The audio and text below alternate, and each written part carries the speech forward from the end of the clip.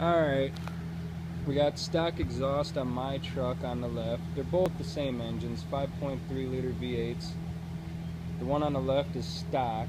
My buddy just got the Flowmaster Super 40s, I think, put on his. So I'm going to rev my engine like twice first, and then he'll rev his up so you can see the difference. They're both already started, but alright, I'm going to go rev mine up and then he'll do his.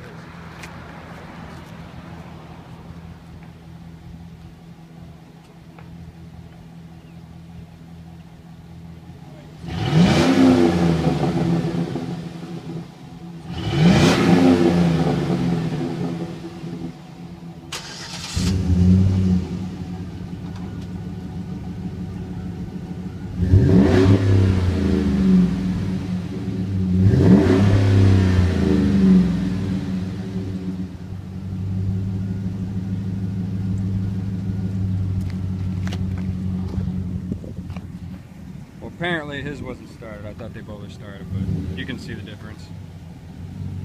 It's basically everything's stock except you just had the muffler put on. So that's all you need. You don't need to spend $600 on a fucking